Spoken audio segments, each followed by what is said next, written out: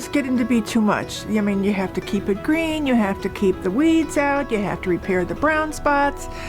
It was just too much work. And frankly, I think the xeriscape looks more like it belongs here. So I decided to make the conversion. Like many Southern Nevadans, Susan Yamaguchi wanted a landscape much more suited for the dry desert Southwest.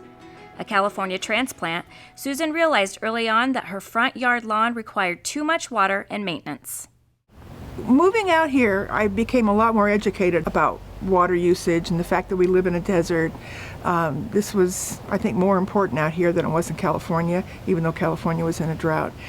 And so I wanted to do the conversion not only to save water, but also I just think it looks more appropriate. It looks more like it belongs here.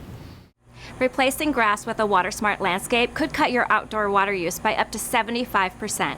That's pretty significant, especially in the hotter months when grass needs even more water to stay green. You'll also find a landscape with low water use plants requires a little less of your time.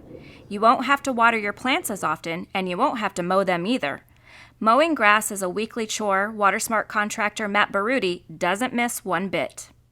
I used to have grass back here when my son was younger, and honestly I hated mowing it all the time.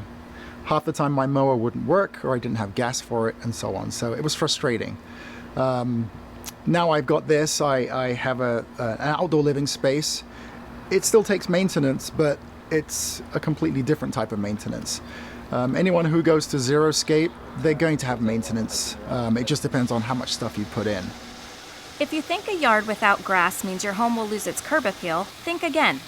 A drought-tolerant landscape can be colorful and incredibly diverse. Hundreds of desert-adapted plants thrive in our environment. The SNWA's free plant search tool on SNWA.com makes it easy to choose the right plants for your landscape. We also offer free professional landscape designs to get your creative juices flowing. If you're not the DIY type, you can hire a WaterSmart contractor. These landscapers participate in our water efficiency training and promote water-saving irrigation and landscape design. Before you contact landscapers for bids, think about how you want to use your outdoor living space so the landscaper understands your vision. So what advice do you give a client when you come out to meet them for the first time and see their yard, their space that they're asking to redesign? Well, typically I interview them and try to find out what their lifestyle is like and how they would like to use that space. For me, my whole thing is building an outdoor living space, an extension to the house. If you come to someone's house and let's say they have bought the house from somebody else and it's just full of rock, I guarantee you they will never go out there because it's not built for them and it doesn't call them to come out.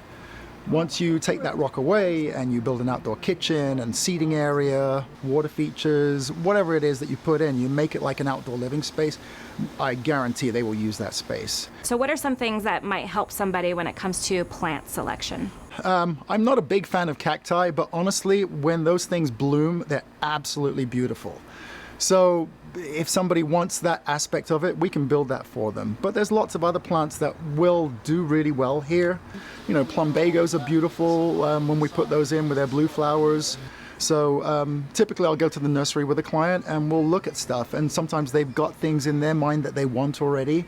And I can show them the pitfalls of like, well, yeah, I've grown that, but it doesn't do well out here. It might last one season. Communicate regularly with your landscaper and stay flexible. You might not get everything on your wish list, but you might be surprised at how well your ideas and their expertise and experience come together. Well, my wish list was to not look just plain, you know, not just like a bunch of stones and with, you know, some green spots here and there. I wanted some architectural interest, and that's what I think I got. I wanted to have a tree, and I did pick the tree out. The Purple Heart was great. I had never heard of that before. The roses are wonderful. So I get pretty much year-round color, little spots. And my neighbor liked the roses so much, he took some of his plants out and put roses in. When it comes to designing a WaterSmart landscape, you have a plethora of options. Your landscape is a blank canvas. Now go paint it.